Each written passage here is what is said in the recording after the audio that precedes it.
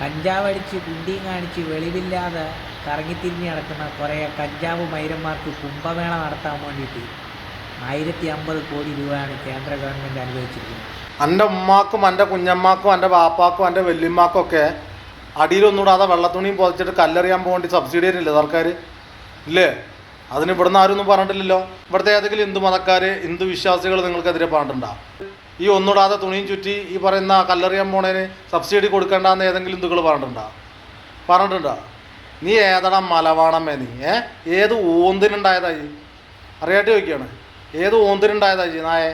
കുംഭമേളയ്ക്ക് സർക്കാർ ഫണ്ട് അനുവദിച്ചിട്ടുണ്ടെങ്കിലേ അതിൻ്റെ ഒരു 50 ഇരട്ടിയിൽ 100 ഇരട്ടി സർക്കാരിൻ്റെ ഖജനാവിലോട്ട് എത്തണമുണ്ട്. അണക്കൊക്കെ ഈ വെള്ളം പോയിച്ചിട്ട് എറിയാൻ പോണേന് തന്നിട്ട് എന്ത് ഗുണമുള്ള സർക്കാരിന്? നീയൊക്കെ എന്തോ ഒലക്കെ ഇവിടെ കൊണ്ടുവന്നിരുന്നു. എന്നിട്ട് ഇവിടുത്തെ ഒരു ഹിന്ദുക്കളും പറഞ്ഞിട്ടില്ലല്ലോ അത് കൊടുക്കണ്ടെന്നുള്ളത്. അപ്പോൾ തന്തല്ലാത്തരം വിളിച്ചു പറയരുത് ഊന്തിനുണ്ടായ നായെ, മനസ്സിലായോ? തന്തല്ലാത്തരം വിളിച്ചു പറയരുത്. കുംഭമേള എന്നൊക്കെ പറയണത് അണക്ക് പുച്ചായിരിക്കും. കാരണം എന്താണെന്ന് വെച്ചാൽ ഇജി കുമ്പിട്ട് നിന്നിട്ടും മറ്റേ ഇവിടേക്ക് വിളിക്കണവനാണ്. അണക്കത് പുച്ചായിരിക്കും, ഞങ്ങൾക്കതല്ലട്ടാ, മനസ്സിലായില്ലേ? ചില കാര്യങ്ങൾ ഉപയോഗിക്കുമ്പോൾ ഈ കുവൈത്തിലിരുന്നിട്ട് എന്ത് ഊമ്പാന്നുള്ള ചിന്താഗതി വേണ്ട കേട്ടാ. അത് വേണ്ട, അത് ശരിയല്ല, അത് അനക്ക് ബുദ്ധിമുട്ടാവും, മനസ്സിലായോ? പിന്നെ സർക്കാർ എവിടെ എന്ത് കൊടുക്കണം സർക്കാരിനറിയാം. കുംഭമേളനെ അനാവശ്യം പറയുന്നോടാ നായ.